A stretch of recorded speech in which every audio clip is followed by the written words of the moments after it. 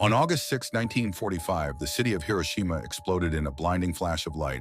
A U.S. bomber dropped the first atomic bomb ever used in war, and in seconds, over 70,000 people were dead. Buildings crumbled.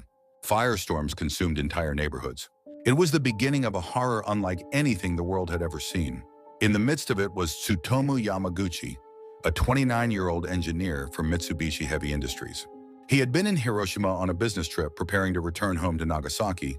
That morning, as he walked toward the shipyard, he saw the Enola Gay fly overhead. Moments later, the sky turned white. The blast blew him off his feet. His body was burned, his face swollen, and both eardrums ruptured. But somehow he survived. Disoriented, he spent the night in a wrecked shelter. The next day, injured and barely able to walk, he made his way to the train station. Trains were still running, and Yamaguchi boarded one, bound for Nagasaki.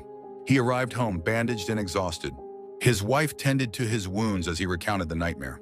On August 9th, just 3 days after Hiroshima, Yamaguchi reported for work at Mitsubishi's Nagasaki office.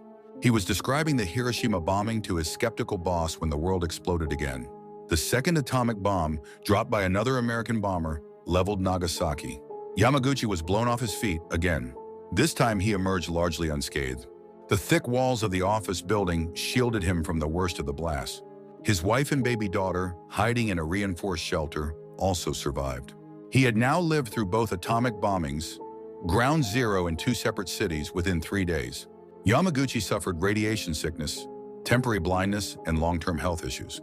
But he lived to age 93, becoming a teacher, an advocate for peace, and a symbol of resilience. In 2009, the Japanese government officially recognized him as the only double atomic bomb survivor, a rare and haunting distinction. When asked how he made it through, he replied simply, "I could have died on either day, but I lived, so I must speak." And so he did, spending the rest of his life urging the world to never forget the horrors of nuclear war.